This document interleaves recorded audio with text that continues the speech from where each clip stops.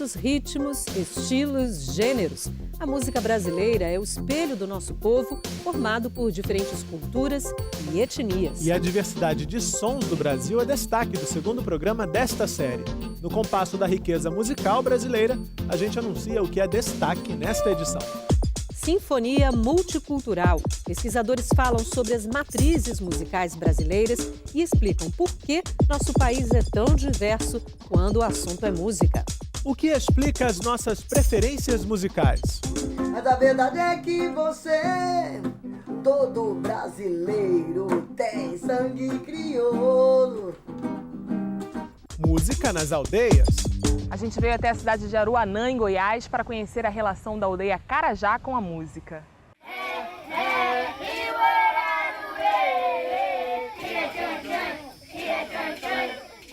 Vamos conhecer o curso voltado para a formação musical na Universidade Federal do Rio Grande do Sul.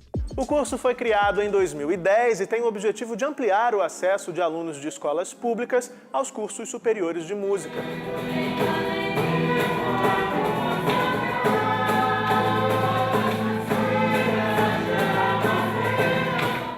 Mídia e música. Esses são os temas da entrevista de hoje com a pesquisadora e professora da Universidade Estadual de Londrina, Magali Kleber. Essas manifestações artísticas que entram na escola e que são veiculadas pela mídia massificante, elas também têm possibilidades de produção de conhecimento, fazendo contraste por estranhamento. Começa agora o Salto para o Futuro. Com o programa da TV Escola, o canal da educação.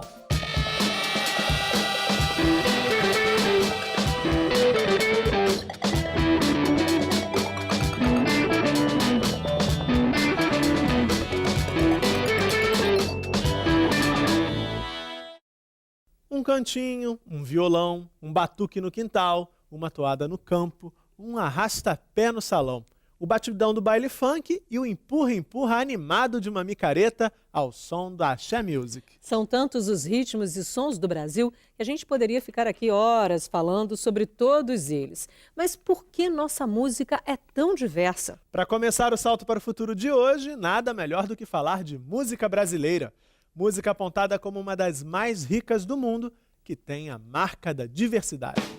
Machixe, samba, frevo, maracatu, coco, baião, milonga, bossa nova, rock, hip hop e funk. Selecionar um único ritmo que represente o Brasil é uma tarefa impossível. Afinal, aqui o refrão é diversidade musical. O paraibano Jackson do Pandeiro, um dos maiores ritmistas da história da música popular brasileira, ensina. Quando ele pegar no pandeiro e no zabumba, quando ele aprender que o samba não é rumba, aí eu vou misturar Miami com Copacabana, chiclete eu misturo com banana, e o meu samba vai ficar assim. Chiclete com Banana, música escrita pelos compositores Gordurinha e Almira Castilho, foi gravada em 1959 por Jackson do Pandeiro, o rei do ritmo. Em 1972, a música voltou às paradas na voz de Gilberto Gil. A letra destaca a maneira estereotipada com que os estrangeiros viam a nossa cultura e faz uma referência à nossa diversidade musical e ainda à capacidade que o brasileiro tem de lidar com diversas influências sem perder suas marcas. O maestro Ricardo Takuchian explica que, para entender a diversidade dos nossos sons, é preciso analisar a história do Brasil. Se você tivesse que definir o Brasil com uma palavra, essa palavra seria diversidade. Porque você veja, o Brasil é um país que é um país mestiço, em primeiro lugar. E aí é que está a nossa riqueza. Nós somos resultados da Europa, da África e da população autóctone. Mas essa mistura é que deu essa diversidade e essa diversidade deu essa riqueza à nossa cultura. E já que o Brasil é um país multicultural, nada mais natural que a música produzida aqui também tenha gêneros diversificados. A gente tem diferentes raízes, essa maneira de se expressar fica muito rica. E se o país tem uma influência internacional grande, eu acho que é perfeitamente explicável o prestígio. Se você disser que Desafio, amor, saiba que isso em mim provoca imensa dor. Ricardo é o criador do dicionário Cravo Albim de música popular brasileira. Cerca de 9.000 verbetes compõem a versão online. É um dos maiores bancos de dados de música popular brasileira. E o pesquisador é tão fascinado por música que também criou um instituto. O Instituto Cravo Albim existe há 10 anos. Aqui podemos encontrar diversas relíquias que fazem parte da história da música popular brasileira. Este espaço é dedicado ao rádio. Cerca de 100 peças constituem o acervo, como, por exemplo, este microfone usado por Carmen Miranda na década de 30. Esta é uma coleção preciosa com a era do rádio. O rádio dos anos 30, 40, 50, 60, antes da televisão. Portanto, é uma preciosidade que nós temos incomodado aqui. Só vai no bom fim quem tem um rosário de ouro, uma bola tacinho, que não tem balangandã, que não vai no bom fim. Oi, que não tem balangandã, que não vai no bom fim. Oi, não vai no bom fim. Oi, não vai no bom fim. Oi, não vai no bom fim. Oi, não vai no bom fim. Eu, pessoalmente, sempre acreditei num dado radioso que a música popular brasileira tem no seu contexto, na sua essência, na sua gênese. É um processo de miscigenação, é a mistura disso que faz a música popular tão fascinante, faz essa história tão radiosa, faz com que ela possa servir de estímulo a melhorar o país. Preservar e mapear a diversidade musical brasileira é também o objetivo do projeto Rumos na Música, do Itaú Cultural. A cada processo seletivo, as bandas são incentivadas, ganham direito a show e a uma gravação. Na última coleção lançada pelo projeto, é possível encontrar do rock instrumental dos gaúchos do Patas de Elefante ao som folclórico do grupo goiano Sons do Cerrado. Derrubar o pau, pra tirar a abelha, pra pegar a cera, pra fazer candeia, que a noite escura e a candeia alumeia.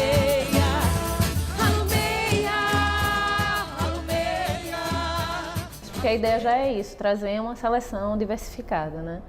E o Rumos Música ele não tem nenhuma limitação nem de gênero, nem de idade, então por isso que ele traz expoentes tão diferentes, né, da música brasileira.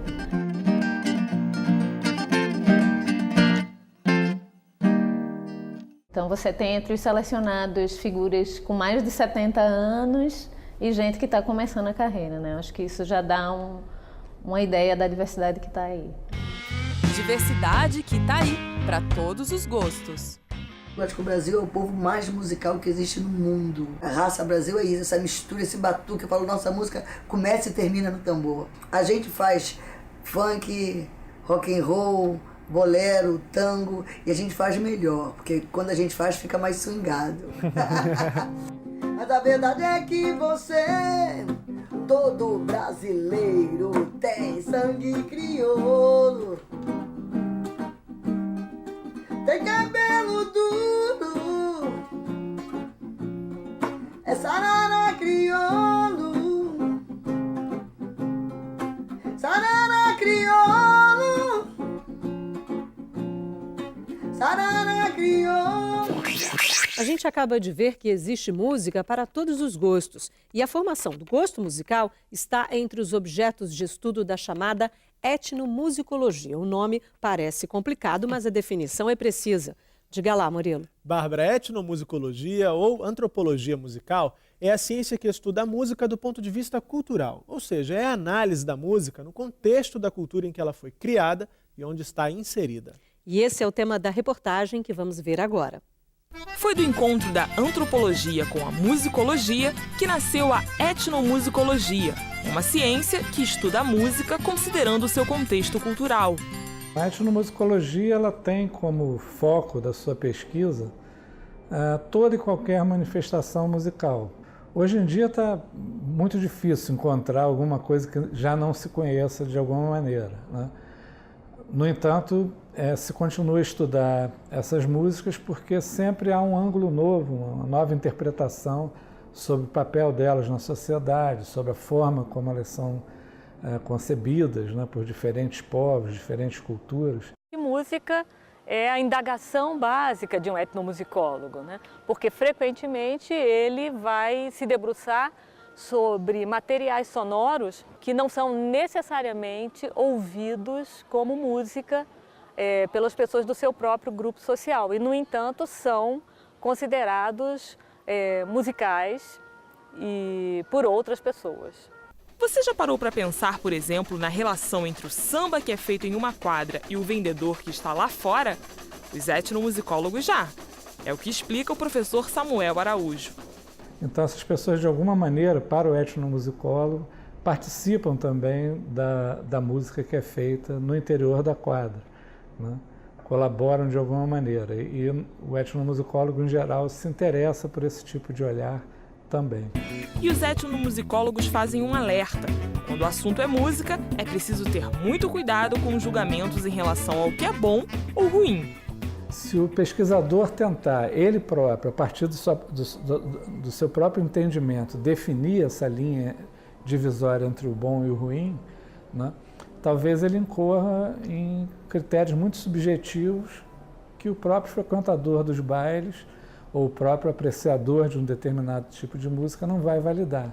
Eu acredito que, ao contrário do que reza o provérbio, gosto não se discute, acredito que o gosto deve ser discutido e talvez a escola seja um dos espaços mais interessantes para se discutir esse gosto, uma vez que na escola, para a escola convergem múltiplas facetas e múltiplos tipos de consumo, múltiplas maneiras de se aproximar da música.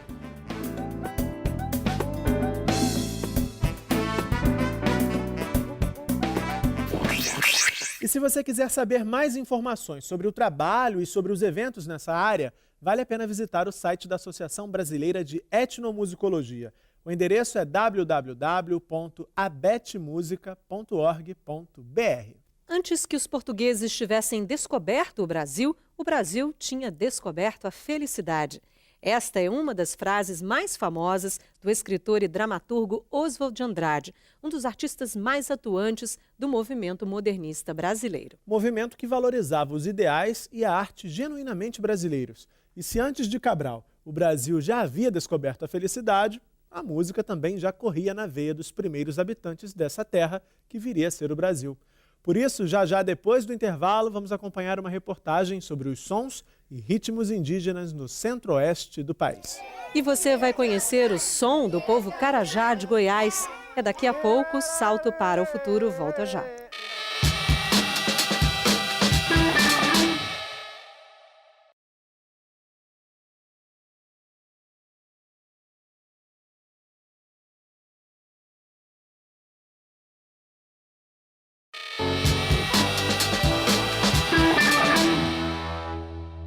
Estamos de volta com Salto para o Futuro.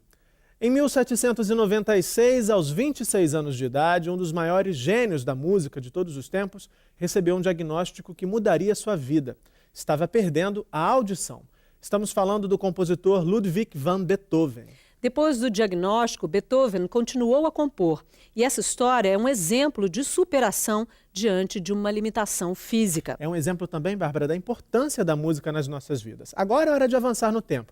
Vamos ao Rio de Janeiro saber qual o papel da música no desenvolvimento de pessoas com deficiência. Vamos conhecer a história da professora Norma, que trabalha com educação musical para turmas de alfabetização. A reportagem é de Lara Carvalho.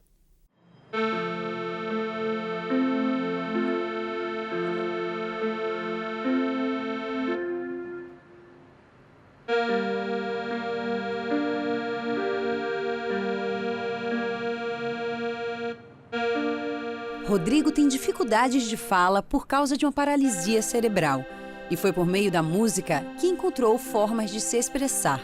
A responsável pela iniciação musical foi a professora Norma Landrino. Como eu sempre trabalhei com instrumentos, com o teclado, instrumentos de percussão, eu via que o Rodrigo tinha conteúdo, tinha uma bagagem a ser explorada. Com isso, eu criei uma técnica, que é a técnica de musicalização através das cores, que utiliza o teclado, mas numa escala colorida. Foi há 8 anos que a professora Norma começou a desenvolver esse trabalho com Rodrigo. Na época, ela ensinava educação musical em uma escola do Rio de Janeiro e ele era aluno de uma das turmas. Em pouco tempo, Rodrigo já identificava as notas musicais e passou a se interessar mais pela escola. Um dia a Norma chegou e disse que estava tocando. Aí tinha uma professora na escola, a professora chegou chorando. A professora de teatro tem lá, chegou chorando, xingando que o Rodrigo tinha feito ela chorar. Eu, não, é por que o Rodrigo fez você chorar? Ele te bateu? Não, ele tocou uma música toda lá, ele me fez chorar. Aí a Norma me chamou, ele estava tocando Ave Maria. A partir do momento que eu lançava um elemento novo, ele imediatamente aprendia. E aquele elemento novo ele tinha que ser diversificado. E eu complementava. E fui aumentando a dificuldade, até chegar nos dias de hoje, onde ele consegue tocar músicas inteiras. Rodrigo já fez várias apresentações em público. Em uma delas, um episódio inesperado encheu a professora de orgulho. Uma outra aluna, também de outra turma, cega, ela cantava. Então, num dado momento da repetição dessa música, ela pulou a parte que ela precisava cantar e foi para o fim. Então, ele lançou um olhar rápido para mim, eu lancei um olhar rápido para ele e ele percebeu que ela tinha esquecido a parte da música. Ele imediatamente já se prontificou aí a tocar o final da música e passou como se nada tivesse acontecido. A ligação entre os dois é tão forte que mesmo depois de se aposentar, Norma continua a dar aulas para Rodrigo. A explicação para isso é simples. Essa é uma relação em que professora e aluno se sentem presenteados. Que eu mais aprendo do que eu ensino. Porque se o professor está aberto a aprender, ele faz uma via de mão dupla. Então o Rodrigo faz isso comigo. Eu falei para ele que não é ele que ia largar do meu pé, eu que não largo do pé dele.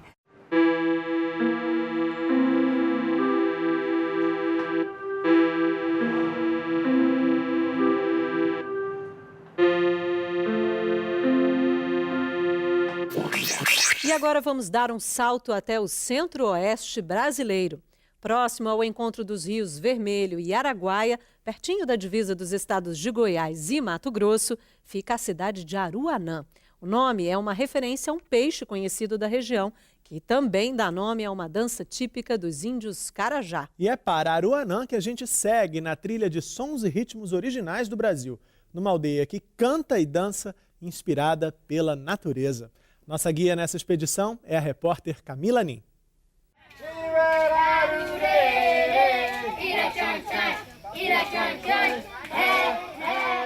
Às margens do rio Araguaia, na cidade de Aruanã, em Goiás, vivem os índios Carajá. E a nossa equipe foi até Aruanã para saber de que forma a música está presente na cultura desse povo indígena.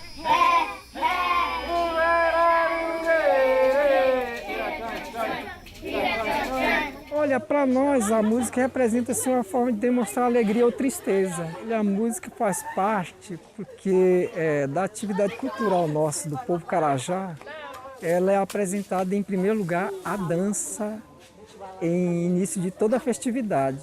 Então, por isso que é muito importante para nós. A música é muito importante, né, para a comunidade toda. Isso traz alegrias, né? Traz muitas coisas boas. Na iniciação musical da aldeia Carajá, as crianças aprendem músicas que falam sobre os bichos encontrados na natureza.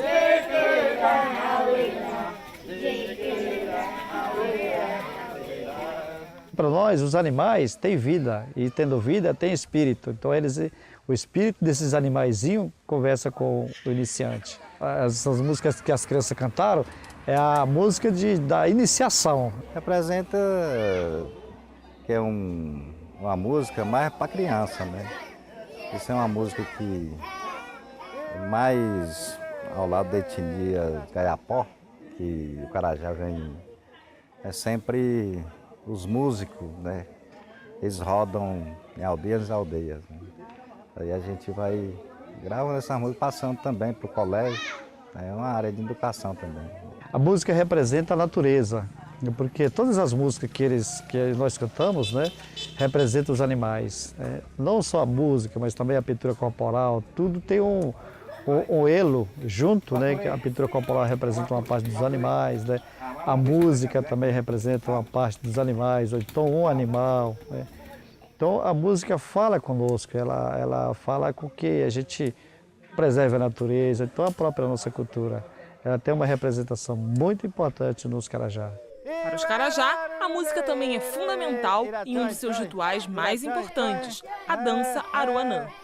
Os rituais que envolvem música são as músicas de Aruanã. Aruanã é um ritual, né, da música, né, que a gente vai falar contando uma história, então alguma coisa que aconteceu, alguns fenômenos da natureza, né, então a pessoa é pessoa, né, de pessoa para pessoa, namorada, namorado, coisa assim, as músicas de Aruanã. E tem as outras músicas que são as músicas da festa do Retorrocan, que é a fase de passagem de criança para a fase adolescente. Então a dança Aruanã, ela envolve assim que nós, povo Carajá, assim, temos a lenda mitológica de retratar espiritismo de bicho, de pássaro, ou até de pessoas mesmo, né? Então dessa forma tem as variações. Gabriel, você gostou da atividade? Gostei. Canta um pedacinho da música pra gente. Irarure, irachan-chan.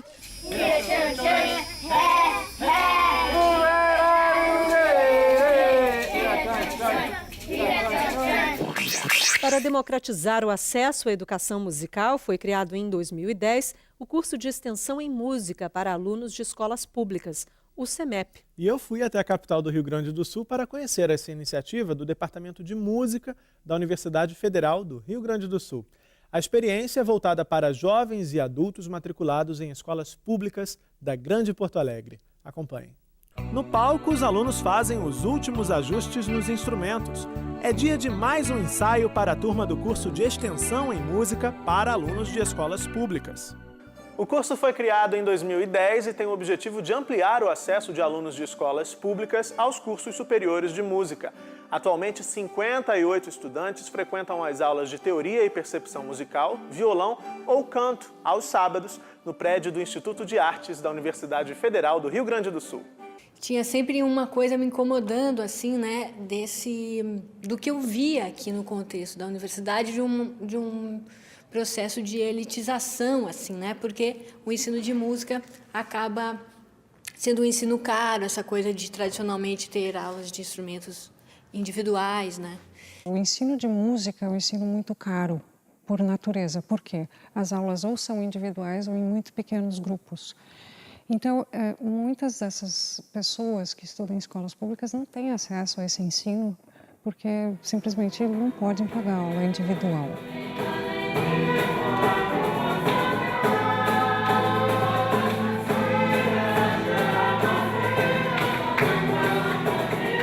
No curso, o valor da mensalidade é de R$10. Uma outra característica chama a atenção. Aqui, as aulas práticas são realizadas em grupo. A gente faz aula de teoria primeiro, com a nossa professora contrabaixista, e depois a gente tem aula de violão. O professor nos ensina e tal, uma música, por exemplo, depois a gente toca junto.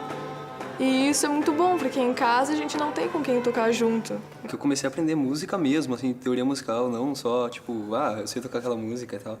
Não, mas eu comecei a aprender de partitura, teoria, tudo bem direitinho, assim. Eu me impressiono, assim, com a empolgação deles, o quanto eles parecem gostar do curso, assim. Eu sempre me surpreendo com isso.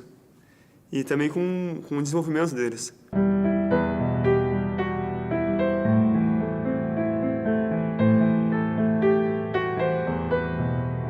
O curso de extensão em música para alunos de escolas públicas é voltado para estudantes do ensino fundamental e do ensino médio da Grande Porto Alegre.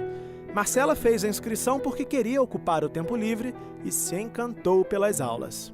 Eu tinha muita vergonha, até mesmo de mim, e isso é verdade, assim. Eu não gostava de cantar, na minha cabeça eu não sabia cantar. E aí eu aprendi aqui que tem como cantar, todo mundo pode cantar, é técnica. E foi bom, foi uma evolução.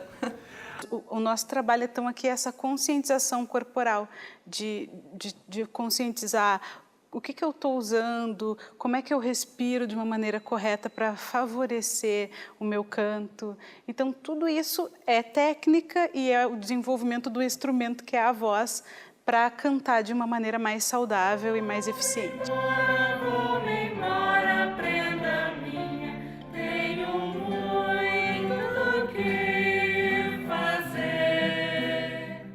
Descobrimos muitos talentos entre essas pessoas que aparecem para esse curso e é muito bacana ver esses talentos aflorarem e se desenvolverem. Então é muito fascinante. Quando eu cheguei aqui, isso mudou tanto a minha forma de ver a música, de ver o mundo, que hoje em dia eu passei as férias ansiando para voltar, porque eu amo esse lugar, eu me sinto em casa aqui. A nossa principal ideia, claro que fazer música, sem dúvida, mas é também ter um ambiente positivo, um ambiente de ensino e aprendizagem, um ambiente de ética, né, de respeito humano, de tocar junto, de ter esse envolvimento coletivo, sabe, que eles venham para cá e se sintam bem. Não, a gente sabe que tem um lugar bacana lá, que a vida pode ser bacana. Eu acho que isso é muito importante para a autoestima, é importante para a nossa autoestima que estamos propondo, mas é importante para a autoestima deles, né?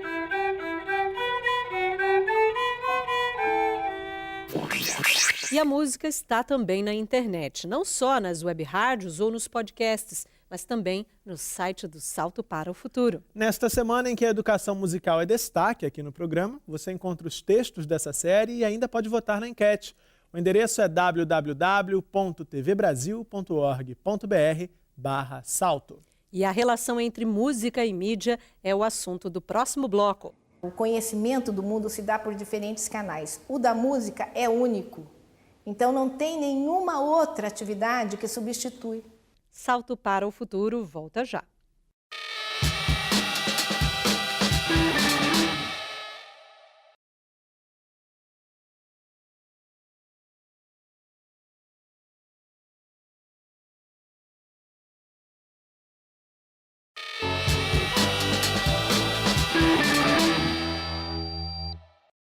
O samba pelo telefone, nascido na casa da famosa baiana Tia Ciata, foi a primeira composição do gênero a ser gravada em 1916. Com o registro, a música ganhou fama e ajudou a popularizar o ritmo no país. E quem também caiu no gosto popular foi o rádio.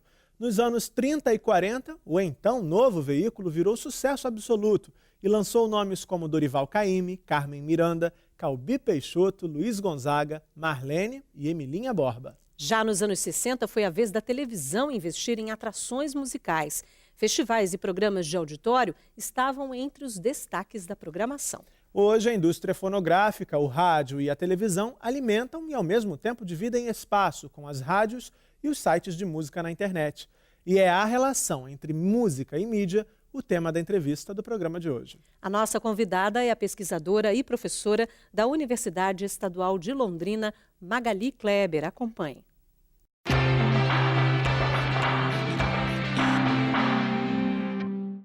Magali Kleber é pianista de formação, mas se apaixonou tanto pela educação musical, que hoje é professora e presidente da Associação Brasileira de Educação Musical. Nessa nossa conversa, a gente vai falar de tudo um pouco. Da influência da mídia no nosso gosto musical, do preconceito contra alguns gêneros e também do ensino de música nas escolas.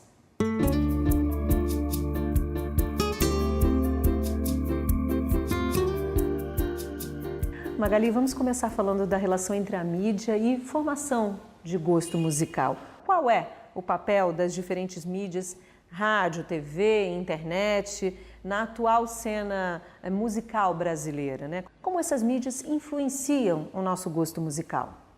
Bem, a mídia hoje, ela é, digamos, comissão de frente, no sentido de conduzir a formação do gosto, não só musical, mas em várias categorias, vamos dizer assim. Agora, musicalmente, a música, a gente entendendo que a música estrutura a sociedade, as práticas musicais estruturam a sociedade, ela cria identidades, ela cria subculturas em várias gerações, né? Então, para a juventude, a mídia ela é fundamental, ela está no celular, ela está na internet, ela está na televisão, nas rádios. E rádios, não só as que veiculam, digamos, têm o poder nas grandes massas, mas as rádios comunitárias hoje que têm um papel fundamental também. Então, hoje, qualquer proposta sociológica de educação não pode ignorar o poder das mídias no sentido de formação. E aí, para a educação, e especialmente para a educação musical, ela é um dos pontos cruciais para que a gente entenda como pensar a educação musical hoje, no século XXI, em qualquer contexto, seja ele no contexto formal, da educação sistematizada pelo governo ou pela iniciativa privada, ou mesmo em projetos sociais, ou mesmo em manifestações mais soltas, que acontecem numa roda de choro, por exemplo, numa roda de samba. Tudo isso aí está influenciado por um contexto complexo, onde a mídia tem um papel fundamental. Então, eu creio que isso é até um pressuposto hoje para se pensar até como se constitui a sociedade contemporânea, né? Não é incomum ouvir que essas rádios e emissoras de TV apresentam aos espectadores gêneros musicais de qualidade questionável. Por outro lado, existem pesquisadores que afirmam que é importante não se criar preconceito, né, com nenhum gênero musical. Qual é a sua opinião sobre esse assunto? Eu congrego com essa opinião, porque eu acho que o fazer musical, ele vem carregado de valores simbólicos. Se a mídia tem um poder, ela tem o poder também de formar ideias. Agora, para questionar ideias, é preciso tratar delas, é preciso colocar as ideias que estão postas na pauta, no cotidiano, na mesa. Então, trazendo para a educação, eu penso que hoje um educador que atua em qualquer escola ou qualquer contexto de formação, ele tem que trazer problemas do cotidiano ou questões do cotidiano, questões ainda que dizem respeito àquele grupo de participantes que estão ali com eles. Porque não é só o cotidiano hoje ele é multifacetado, existem várias questões transitando. Então, eu penso o seguinte, quando você vai propor alguma atividade, seja ela artística, seja ela pedagógica, em qualquer, digamos assim, contexto, eu acho que a gente tem que ver quem são aqueles atores, quem são os participantes do processo. O professor, é fundamental que ele tenha formação, que ele tenha um conhecimento, mas ele não detém todo o conhecimento. Ele tem que compartilhar com as pessoas que estão com ele naquele processo, naquele tempo. Então, eu acho que, se você considerar isso, aquelas pessoas vão trazer do seu cotidiano músicas da mídia que elas têm acesso. Muitos educadores relatam dificuldades no trabalho com a música nas escolas diante da massificação de gêneros, estilos e artistas pela mídia. No entanto, negar essa produção, que é veiculada pelos grandes meios de comunicação, acaba afastando os alunos que muitas vezes, como você mesma disse, gostam do que assistem na TV e do que ouvem nas rádios, né? Como você analisa o papel do professor diante desse impasse? É essa negociação, mas tem uma coisa anterior e maior, que é o acesso. O acesso hoje desses alunos e dessas comunidades a mídias massificantes é porque eles não têm acesso a outras possibilidades, a outras alternativas. Nós temos vários aparelhos culturais em que eles não frequentam, como teatros, cinema. Tem crianças no Brasil, em muitas cidades brasileiras, que nunca viram um filme, nunca foram ao cinema. Então, como exigir deles um alargamento se não se promove o acesso aos bens culturais, que outros com mais condições têm acesso?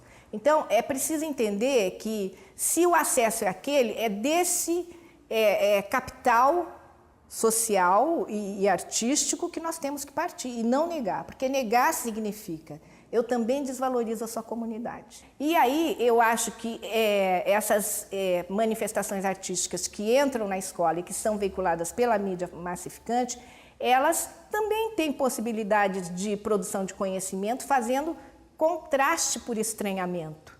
Então você tem aquilo que é conhecido e você traz uma outra manifestação desconhecida e os alunos adoram. Isso é uma experiência que qualquer educador mais experiente tem quando você traz um tipo de manifestação, ou música, ou teatro, ou cinema, onde causa algum tipo de pergunta, questionamento, mas por que isso? Por que é assim? Que muitas vezes eles não tiveram acesso àquilo. E isso sim são as perguntas que geram o mundo, né? Hoje está em pauta dizer que são as perguntas que movem o mundo. E eu acho que é isso que o educador tem que promover, questionamentos, situações às vezes desconfortantes, porque isso gera a dinâmica, não só para o professor, mas para o aluno também, que vai buscar, vai tentar entender e reestruturar a sua forma de pensar o mundo, porque esse é o papel da educação. Como eu entendo o mundo, como eu me posiciono frente a ele. Essa música significa o que para mim? Significa o que para a minha cultura? Vamos falar agora da Lei 11.769. Quais são os principais desafios das escolas para a adoção dessa lei que torna obrigatório o ensino de música nas escolas? Que desafios as instituições de ensino precisam enfrentar para atender o que determina a lei? Na verdade, quando se pensa em trazer a música para dentro da escola, eu acho que a gente tem que pensar nessa concepção maior, sistêmica. Depois a gente tem que pensar que existem desafios na questão de como ela vai integrar uma proposta curricular. E aí eu acho que os projetos políticos pedagógicos das escolas têm essa autonomia e devem exercê-la, porque é assim que se legitima um processo de discussão, não é? E aí os participantes vão poder também pensar como isso pode ser feito. Agora, naturalmente, o MEC e as secretarias estaduais de educação e municipais devem dar as diretrizes, porque isso não acontece sem uma diretriz maior institucional. Então, eu vejo que é necessário ainda, que não existe, um caminho a ser construído, não só na música, mas em todas as artes, porque hoje nós temos as 4 especificidades. A música não está arrogando para si somente a sua área. Quando a gente pensa em música, a gente pensa que ela está dentro de um contexto artístico, onde o teatro, a dança, as artes visuais e a música são as 4 especificidades que contemplam a disciplina de artes. Então, nesse sentido, eu acho que a gente tem muitos desafios. E aí eu já falei alguns, mas também a questão do espaço. Por exemplo, música lida com som, então é preciso um espaço adequado para que a gente não atrapalhe, né, com o som as outras, no momento em que está se fazendo as outras disciplinas ou as outras atividades. O teatro também pode ser feito em qualquer lugar, mas é ideal que a gente tenha um espaço adequado para que os alunos possam criar e fazer integração, mexer com iluminação, mexer com a questão da sonorização. Então, eu acho que o Brasil, o MEC vai ter que pensar em investir em equipamento, em novos espaços, em pensar em uma nova escola do ponto de vista arquitetônico, inclusive.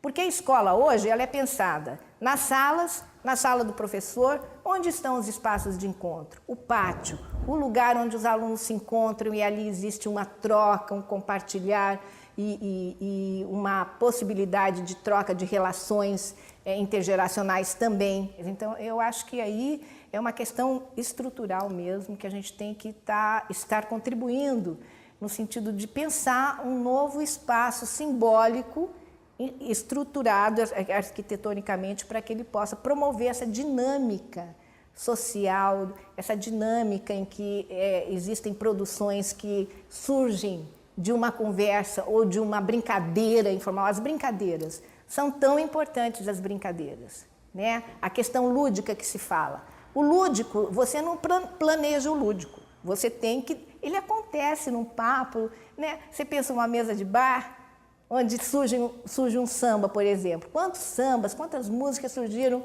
com uma caixinha de fósforo, um copo e as pessoas? Então, quais são as coisas mais importantes nisso? São as pessoas.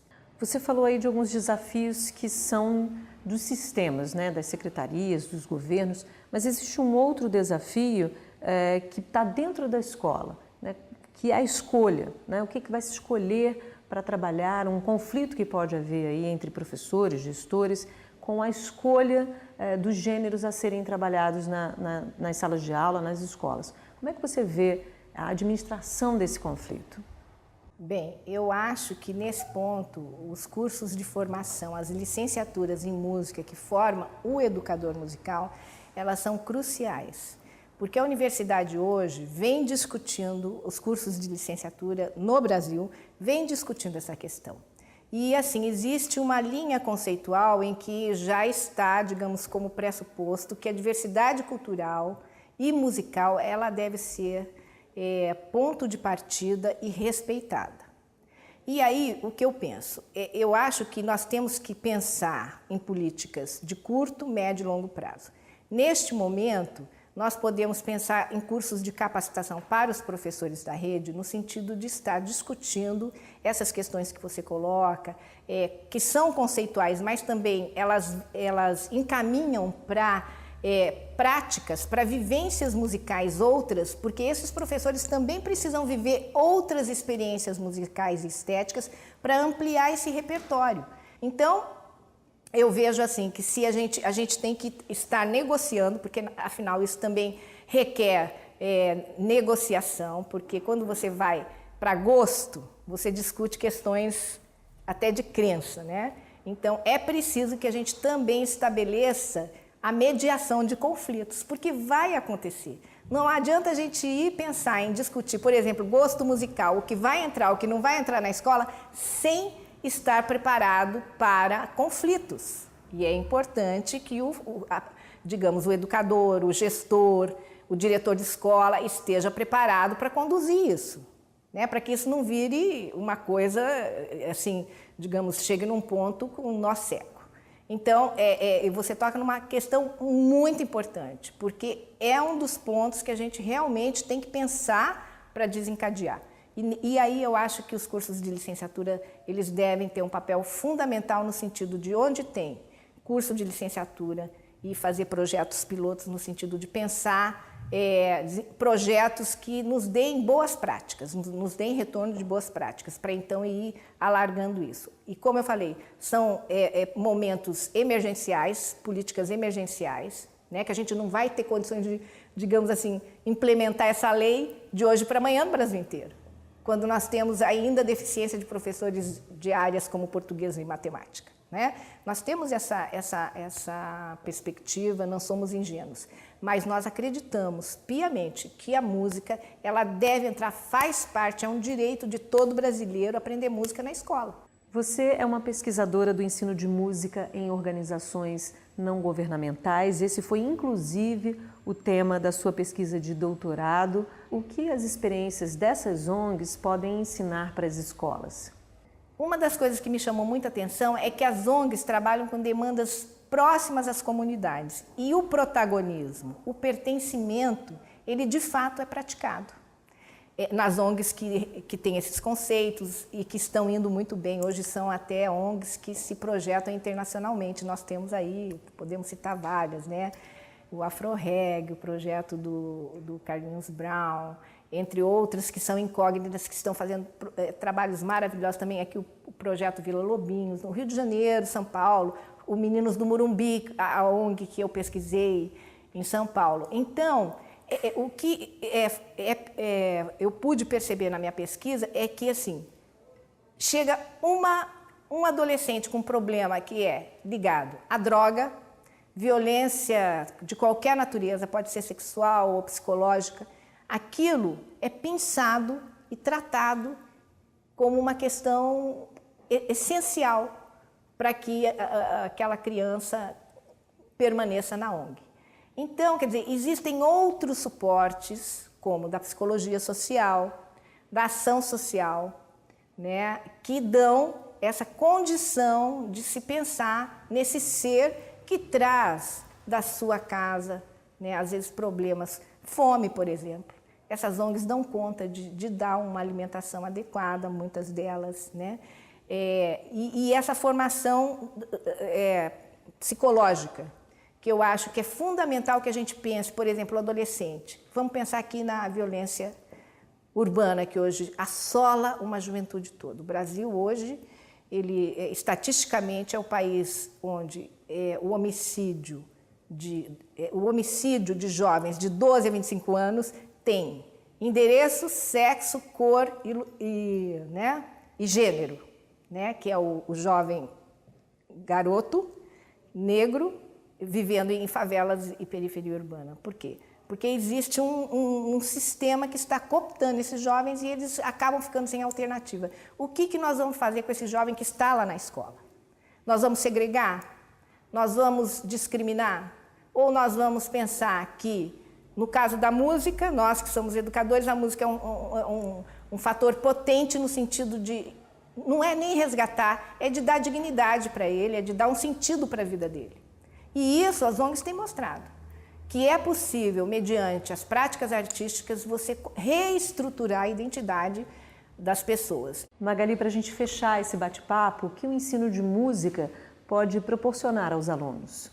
Primeiramente, eu acho que a música é uma atividade prazerosa por natureza. Eles adoram fazer música e quando a gente oferece música na escola, pensada assim de uma maneira em que eles podem se manifestar, trazer os seus gostos, né, musicais, mas ao mesmo tempo ampliar, eu acho que isso é um processo de conhecimento de si próprio e do mundo que nenhuma outra atividade pode dar. Nós partimos desse pressuposto.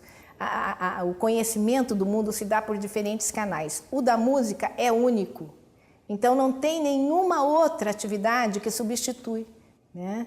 E aí eu acho que a gente proporcionar isso na escola, onde é o único espaço, assim, digamos assim, que a Constituição garante para qualquer e todo brasileiro, é um grande avanço, porque nós estaremos, de fato, contribuindo para a construção de pessoas melhores, onde elas podem se manifestar de dentro para fora, onde elas podem se expressar artisticamente através de um canal, como eu disse, a música, que nós consideramos único, não tem outros que substituem a música. Magali, muito obrigada por essa entrevista hoje aqui no Salto para o Futuro. Eu é que agradeço. Música e escola, uma dupla afinada? Este é o foco do Salto para o Futuro de amanhã. Veja o que a nossa equipe preparou para o próximo programa. Em Goiás, vamos conhecer a Escola Bandeirante e acompanhar as atividades musicais oferecidas aos alunos no contraturno.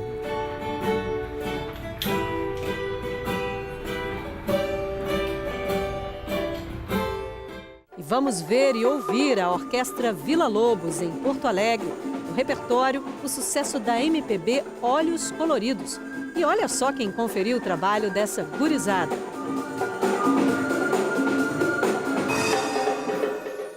Caraca, muito bom. Veja também a educação musical para jovens e adultos presente no currículo de uma escola em Goiás.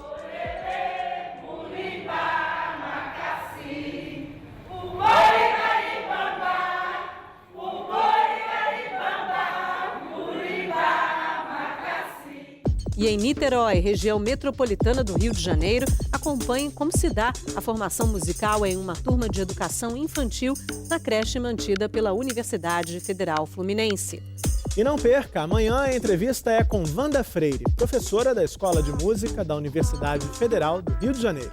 Se o professor for receptivo à música que o aluno traz da vivência dele, da cultura dele, e abre um espaço para isso dentro da escola, esse é um bom ponto de partida. E fica por aqui a edição do Salto para o Futuro de hoje. A gente espera por você amanhã, neste mesmo horário. Aqui na TV Escola. O canal da educação. Tchau. Tchau.